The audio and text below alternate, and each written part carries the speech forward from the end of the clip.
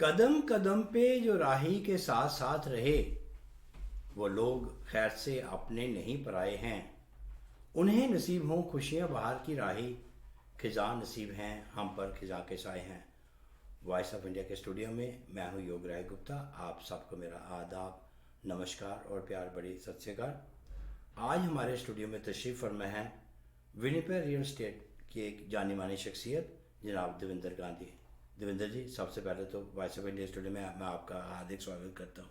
Thank you Gupta ji, thank you, thanks for having me. Devendra ji, सबसे पहले तो मैं आपको दिल की गहराइयों से मुबारकबाद देता हूँ कि आपने apart from the residential real estate के आप तो कमर्शियल फील्ड में भी आपने अच्छा अपना नाम बनाया है। आप बताओ इसके क्या कमर्शियल का कैसे आइडिया है आपके दिमाग में? गुप्ता जी, एक्चुअली ये real estate field is a very vast field, ठीक है।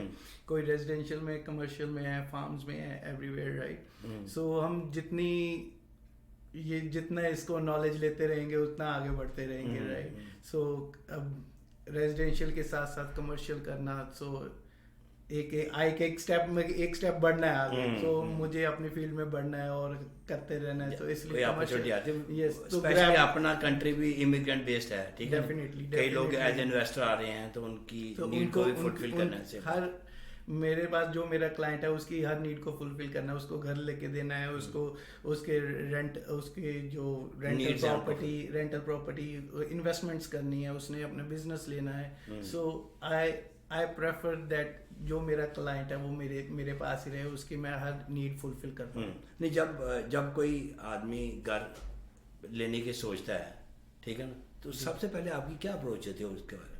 पहले आप देखते हो कि उसकी नीड क्या है या पहले उसका बजट क्या है? जी गुप्ता जी, सबसे पहले हमारा होता है कि उनका बजट क्या है। अच्छा। बजट क्या है और वो कितनी मॉर्गेज अप्रूवल, कितना उनका क्वालिफाई करते हैं। अच्छा अच्छा। उसके बाद उनकी नीड्स क्या है, उनको घर कैसा चाहिए, बंगलो चाहिए, 2 स्टोरी चाहिए। नहीं, उस केस में पहले आप उनकी मॉर्गेज प्री अप्रूवल कराते हैं। I always recommend my clients की पहले वो मॉर्गेज एडवाइजर के पास जाएं, अपने फाइनेंशियल इंस्टीट्यूट के पास जाएं और वहां से देखें अपनी उनकी एलिजिबिलिटी क्या बनती है। आई कैन गिव द आइडिया कि आप उनकी बैकग्राउंड पूछ के उनका क्या वो करते हैं ना, मैं I can give a rough idea, but जो स्पेशलिस्ट हैं इसके, मॉर्गेज एडवाइजर्स हैं, फाइनेंशियल इंस्टीट्यूट्स हैं, they give the whole idea कि आप इतने तक का घर ले सकते हैं। तो मैं अपने क्लाइंट्स को रिकमेंड करता हूँ कि पहले मॉर्गेज एडवाइजर से मिले अपने। अच्छा। फिर मैं उससे पूछता हूँ, okay this is your budget and now आपकी नीड्स क्या क्या है, कैसा आप घर प्रेफर करते हैं, कौन सी लोकेलिटी में आप जाना चाहते हैं, कौन सी कम्युनिटी में आप रहना चाहते हैं। अगर छोटे बच्चे हैं तो स्कूल पास है नहीं है, अच्छा उनके यहाँ। सो सारा कुछ देखकर उनके साथ डिस्कशन करके, ये नहीं राइट अवे हम प्रोसीड कर लेते हैं कि एक बंदे की नीड समझकर फिर हम प्रोसीड करते हैं। सो आई थिंक उससे क्लाइंट की भी सेटिस्फेक्शन रहती है कि जो वो देखना चाह रहा है, जो चीज़ उसको चाहिए, मैं उसको उसी तरह की चीज़ें ही दिखा रहा हूँ, वैसा ही घर दिखा रहा हूँ, वैसा ही बिजनेस दिखा रहा हूँ। सो एक क्लाइंट की नीड समझना सबसे पहली मेरी ड्यूटी है। नहीं, मुझे याद है कि आप किसी क्लाइंट से बात कर रहे थे, उसको कह रहे थे कि आपने घर लेना है तो पहले गाड़ी नहीं लो, गाड़ी का 60-70 हज़ार लोन आप चढ़ा दोगे, फिर आपके लिए मोड़के के लिए मुश्किल हो जाएगा। इस बारे में बताइए कि लोग क्या मिस्टेक करते हैं? जी ऐसा नहीं है कि गाड़ी मत लो, ये लाइबिलिटी एक 60-70 हज़ार का लोन आप कह सकते हैं कि एक ऊपर आ जाता है। अच्छा, फिर उसके लिए वो क्वालिफाई अगर आप क्वालिफाई करते हैं 400,000 के घर के लिए, देन यू आर ऑब्वियसली, अगर लाइबिलिटीज आपकी थी 60 है, वो आपका वो ऑब्वियसली आप घर ले सकते हैं 320 330 एंड वो उसमें आपको क्या पता घर ना पसंद आए फिर। सो आपकी पहली प्रेफरेंस क्या है, ठीक है, आप घर कैसा लेना चाहते हैं, कैसा करना चाहते हैं। अगर आपका इनकम आपको पता है बढ़ रही है मेरी इनकम और मैंने 4,000 का घर लेना है और मैं 50,000 की गाड़ी भी ले सकता हूँ, मैं 100,000 की गाड़ी भी ले सकता हूँ, yes you can go with that. ये नहीं कहता कि मैं कि पहले गाड़ी मत लो, पहले गाड़ी ले सकते हैं, बट आपकी इनकम के अकॉर्डिंग आपकी घर की नीड्स क्या है, आपका घर कितने बजट का चाहते हैं, फिर उस हिसाब से स्पेंडिंग अपना स्पेंड करें, अपनी लाइबिलिटीज अपने ऊपर वैसी लाएं ताकि आपको कल को कुछ आगे मॉर्गेज लेने में प्रॉब्लम ना हो। जब आप उनकी जो नीड को देखते हैं कि उनको स्कूल भी पास हो, बच्चे छोटे हैं, है ना, शॉपिंग सेंटर पास है, बस की सुविधाएं हैं वहाँ, ठीक है ना, तो जब उनको कोई घर पसंद आ जाता है, जब वो ऑफर बढ़ते हैं, उसमें क्या क्या चीज़ों का ख्याल रखना पड़ता है?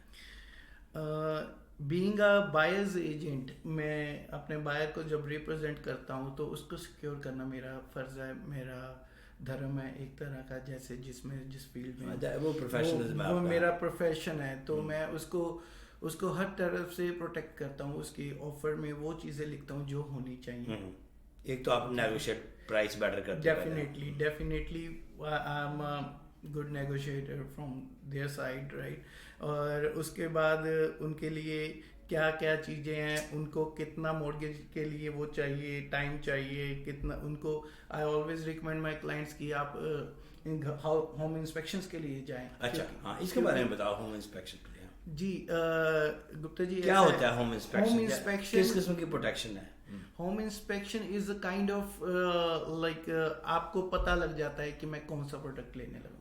अच्छा, मैं कौन सा घर लेने लगा हूँ, कैसी उसका स्ट्रक्चर है, कैसा है। यहाँ पे होम इंस्पेक्टर्स हैं, डिफरेंट कंपनीज हैं होम इंस्पेक्शन वाली जो आपके लिए इंस्पेक्शन करती हैं। No doubt we are trained like this कि हम लोग घर देख के हम लोग भी बता सकते हैं विद द नेकेड आइज, जो हम देखते हैं मैं आज जाकर बता सकता हूँ कि इसमें ये मुझे लग रहा है। बट टेक्निकली बारीकी है जो, इसलिए मैं अपने रिकमेंड करता हूँ अपने बायर्स को कि आप होम इंस्पेक्शन के लिए जाएं। तो ऑफर में मैं उनको उतना टाइम पीरियड लेके देता हूँ, in between this time period हम लोग जाकर होम इंस्पेक्शन करेंगे। यस, सब्जेक्ट टू एक कंडीशन लिख देते हैं, सब्जेक्ट टू होम इंस्पेक्शन। उसमें क्या रहता है कि हम एक हायर करते हैं टीम होम इंस्पेक्शन वाली। उससे वो घर के सारा उनका प्रोफेशनल उनका काम है, वो प्रॉपर रिपोर्ट देते हैं आपको, घर में ये प्रॉब्लम है, ऐसा है वैसा है। अगेन फिर अगर वो क्लाइंट को ठीक लगता है, यस, वो माइंड सेटअप हो जाता है। That's what we are getting because we are not the first home buyer. Big investment है, बिग इन्वेस्टमेंट है, तो एक सेटिस्फेक्शन रहती है। बट उनको एक रफ आइडिया हो जाता है कि what we are getting, right. ये बताएं, ये होम इंस्पेक्शन की जो कास्ट होती है, ये कौन पे करता है? बायर पे करता है या सेलर पे करता है? जी, ये बायर पे करता है। अच्छा, क्यों? बायर की सेटिस्फेक्शन के लिए होता है, बायर की कंडीशन होती है। ये is that expensive? No, it's not like, अगर इतना एक्सपेंसिव आप घर 400,000 का घर ले रहे हैं, then if you are spending 400 to 500 on it, I don't think so it should be a worthful. आप लोगों को जरूर करवाना चाहिए। अच्छा जी, तो जब एक तो हो गया होम इंस्पेक्शन का, आपने सब्जेक्ट टू होम इंस्पेक्शन वो डाल दिया, और क्या क्लॉज डालते हैं उसमें? और क्लॉज रहते हैं जी, मॉर्गेज का क्लॉज। अच्छा, मॉर्गेज उन्होंने पहले अप्रूव हुए तो वो रिमूव हो जाती है। जी, वो पहले प्री अप्रूवल हो, अनकंडीशनल प्री अप्रूवल। अच्छा, मोस्टली क्या होता है, लोगों के पास प्री अप्रूवल होती है बट विद कंडीशन होती है। अच्छा, कि at the time of buying home आपको ये चीज़ हम चेक करेंगे, ये चीज़ चेक करेंगे। सो अगर तो कंडीशनली होती है देन आई से कि हम लोग 1-2 days और कंडीशन को रिमूव करें, कंडीशन जरूर हम टाइम पीरियड लें बीच में 24-48 आवर्स जो भी है, मतलब कि जो उनके मॉर्गेज एडवाइजर को चाहिए। अगर नहीं तो अनकंडीशनल अप्रूवल है, देन डेफिनेटली हम वो कंडीशन नहीं डालते क्योंकि वी आर सिक्योर्ड, राइट। अच्छा, तो उसके बाद और भी कंडीशंस और इंक्रोचमेंट्स वगैरह अगर है घर पे, वो लिखनी है नहीं लिखनी है। हम लोगों को क्या चीज़ हमने वो वहाँ पे देखा, हमें ये चीज़ क्या उसमें मिल रहा है, fridge, stove, washer, dryer, appliances वगैरह। बिल्कुल जी, वो सब कुछ लिखना पड़ता है। क्या कि वो इंक्लूडेड है या नहीं है, वो पहले क्लियर हो जाए। अगर नहीं लिखा तो you can not fight for. अच्छा, वो सेलर का है, सो वो चीज़ भी हमें देखना पड़ता है। So yeah, lot of things जो एक offer, it's all about the offer. अगर ऑफर ठीक भरी गई है तो ही आप सिक्योर हो। अच्छा। अगर एक बीच में लूप होल रह जाता है, हल्का सा पॉइंट भी रह सकता है, तो डील फिर सफर करना पड़ सकता है अच्छा, को कहीं ना कहीं से। इसलिए हमारी ड्यूटी रहती है कि हम अपने क्लाइंट को सिक्योर रखें। अच्छा, वो पार्ट फिर फुलफिल हो जाता है, उसके बाद पेपर जाते हैं लायर को। जी उसके बाद कंडीशंस रिमूव होती हैं, जैसे मॉर्गेज की कंडीशंस थी या जब ऑफर बढ़ते हैं तो उसमें डिपॉजिट चेक भी डालते हैं, डिपॉजिट वो तो राइट अवे हम साथ में देते हैं, ठीक है। उसके बाद कंडीशंस का टाइम रखते हैं कि होम इंस्पेक्शन के लिए इतनी कंडीशन है, अच्छा ठीक है जी। मॉर्गेज के लिए हमें सब्जेक्ट टू मॉर्गेज अप्रूवल इतने दिन की बोली है। आफ्टर 3 और 4 डेज जब भी ये कंडीशंस फुलफिल कर लेते हैं तो हम कंडीशंस रिमूव करते हैं, then it's a firm deal, तो डील पक्की हो जाती है। Then paper goes to lawyer, फिर लॉयर की ड्यूटी आ जाती है वहाँ पे। लॉयर उनके लिए जो भी उनकी पेपर वर्क प्रॉपर्टी की चेक करना है, कोई इस पे लीन तो नहीं है, क्लियर टाइटल वगैरह देखना है, टाइटल सर्च वगैरह, यस वो सारी एक लॉयर की ड्यूटी रहती है। आप ये बताएं कि ये क्या बायर और सेलर का लॉयर एक हो सकता है? होना चाहिए वैसे। मैं रिकमेंड नहीं करता अपने क्लाइंट को कि अगर सेलर का लॉयर वो है तो बायर का भी वही हो, नहीं वही हो, वी कैन नॉट करता at the point of conflict. So मैं सोचता हूँ कि लॉयर को भी ये मुश्किल आती होगी अगर दोनों को रिप्रेजेंट करे। Most of the lawyers here in this market वो भी नहीं प्रेफर करते कि हम दोनों को रिप्रेजेंट करें। अगर उनके पास सेलर की आ जाती है तो देन दे विल से हमारे पास lawyer already I am representing the seller, so नहीं होता। बेटर भी है बट अगर करते भी हैं तो it's not a big deal, क्योंकि उनको तो फेयर, उनकी ड्यूटी है, उनको फेयर लेके चलना है दोनों तरफ से। सो बट मैं रिकमेंड करता हूं। तो लायर क्या फिर उस एक तो प्रॉपर्टी सर्च करते हैं कि उस पे कोई लीन है नहीं है जी, ठीक है। एक उन्होंने जो कंडीशन लगाई है वो देखते हैं एवरीथिंग अकॉर्डिंगली, कोई डैमेज तो नहीं है जी, जो के टाइम पे क्या था, जिस टाइम पे जैसा घर लिया था कि वैसा ही है, एज इन कंडीशन में है, कुछ वो तो नहीं उन्होंने खराबी होगी या कुछ हुआ।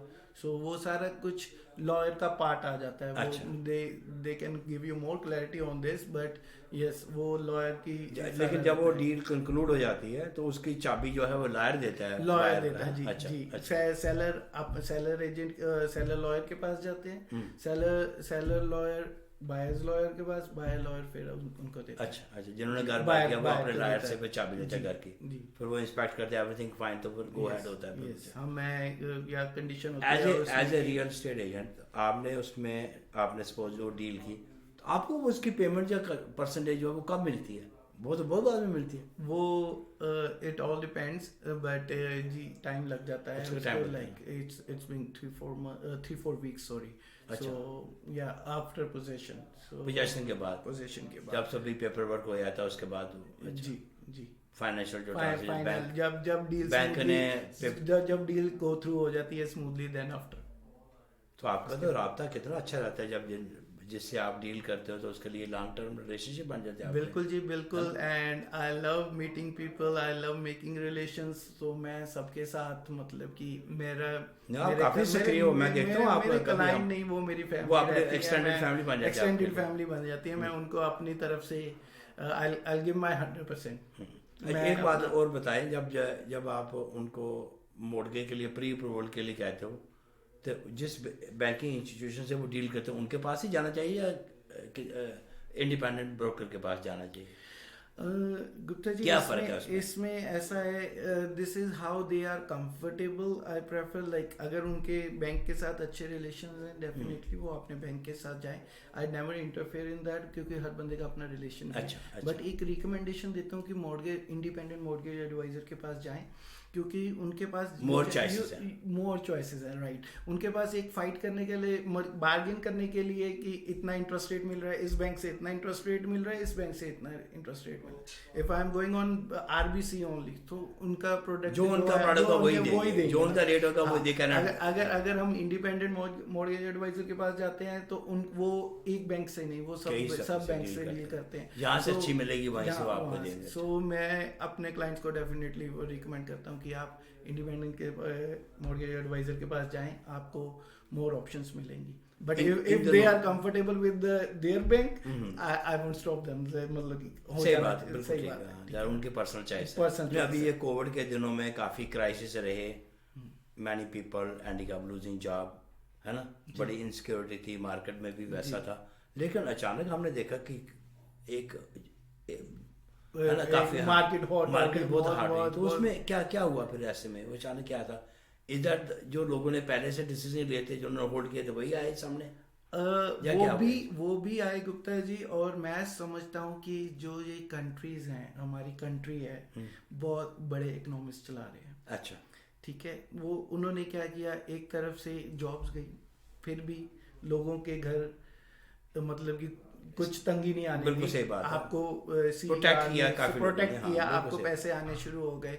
और उधर से ऑन द अदर हैंड उन्होंने मॉर्गेज इंटरेस्ट रेट्स कम करे। वो तो पहले भी रॉक बॉटम थे ही, वैसे भी अभी भी बहुत बढ़िया है। बट 3 वो कहाँ आप That was the tempting. Plus 3% plus थे, अब अराउंड 1.6, 1.7, हाँ, 1.69। अच्छा, वो फैक्टर एक ये भी रहा होगा कि इंटरेस्ट एक फैक्टर ये भी रहता है।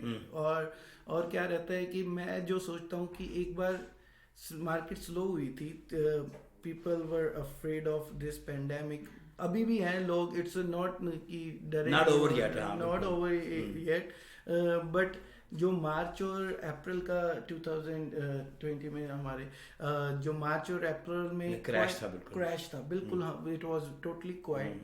बट लेटर ऑन लोग बाहर आए, जो जिन्होंने डिसीजन मेक किया हुआ था, घर लेना है, ऊपर से इंटरेस्ट रेट कम हो गया, एलोरिंग हो गई चीज़ उनके लिए, एक ऊपर से इंटरेस्ट रेट कम हो गया और ऊपर से घर भी आने लग गए मार्केट में। तो डेफिनेटली किस प्राइस रेंज के घर जो थे वो ज़्यादा निकले?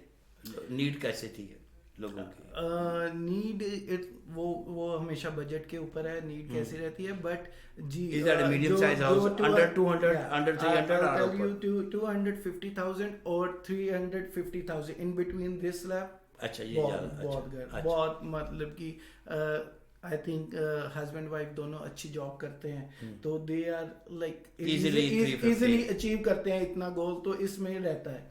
तो थोड़ा सा कम रेशो हो जाती है, ऊपर जाते जाते लाइक 400,000 प्लस थोड़ी सी कम हो जाती है, 500,000 फिर कम हो जाती है। सो बट ये नहीं है, हमारे विनिपेग शहर में बहुत बहुत पोटेंशियल है, बहुत है, और हर तरह का क्लाइंट है। जैसे अभी मोर्गेज रेट कम है, तो आप क्या उनको रिकमेंड करते हो to lock it for 4-5 years, ऐसा है? यस, डेफिनेटली ये अवेल करनी चाहिए। कहाँ पहले लोग 3.2% पे लेते थे, 1.6, हाफ ऑफ द इंटरेस्ट, तो आपका you are saving, you are not losing anything, you are saving everything, right? So I believe लोगों को अभी it's a right time, अभी मार्केट अभी भी बहुत, अब यूजली आप काफ़ी टाइम से आप भी गुप्ता जी यहाँ पे रह रहे हैं ना, तो आपको पता है कि विंटर्स में थोड़ा सा मार्केट स्लो हो जाती है, बट ये इंटरेस्ट रेट कम होने के कारण और market it's still going good, I must say it's still going good, अभी भी मार्केट में डील्स हो रही है। जो कमर्शियल जो आपने डील किए हैं, कैसे लोग क्या ढूंढ रहे हैं आजकल? मोटल, होटल और restaurant? It all depend on preference कि आप किस फील्ड में जाना चाहते हैं। अच्छा। अगर किसी ने पिज़्ज़ा में जॉब करी है, वो पिज़्ज़ा में जाना चाहता है। अच्छा। मेरा एक्सपीरियंस इंडिया से रियल एस्टेट का, हमारा फैमिली बिजनेस हमारा इंडिया में अराउंड 35 years यही प्रॉपर्टीज में डील करते थे। तो मेरा यू आर लकी कि आपने वही कैरी आउट। मेरा एम यही था कि मैंने अपनी फील्ड में ही परस्यू करना है, क्योंकि मेरे को एक्सपीरियंस भी था उसमें। ठीक है, तो यही होता है कि बंदे को जिस चीज़ में एक्सपीरियंस हो तो वो उसी फील्ड में जाना चाहता है। और मेरी ड्यूटी ये बनती है कि उसको जिस चीज़ में इंटरेस्ट हो, नॉलेज हो, उसी का वही बिजनेस लेके दिया जाए, ना कि उसको कहा जाए ये छोड़ वो ले ले। बिल्कुल सही बात, ठीक है, जिसमें वो अच्छा जो ताकि वो अपनी फील्ड में एक्सेल कर सके, वो बढ़िया कर सके। तो ये बड़े अच्छे मौजू पे हमने बात की और बड़ी अच्छे टिप आपने दिए। आप किसी को मज़ीद जानकारी चाहिए हो, आपसे रब्ता करें, आप अपना नंबर बताएं क्या? जी, मैं देवेंद्र गांधी, रॉयल लीपेज प्राइम के साथ रियल्टर हूँ। मेरा फ़ोन नंबर है 431-336-3659। Thank you. देवेंद्र जी, आपका वॉइस ऑफ इंडिया स्टूडियो में आने के लिए बहुत बहुत शुक्रिया। आपका भी वॉइस ऑफ इंडिया के साथ जुड़ने के लिए बहुत बहुत शुक्रिया। Thank you Gupta ji, thank you for having me. Thank you.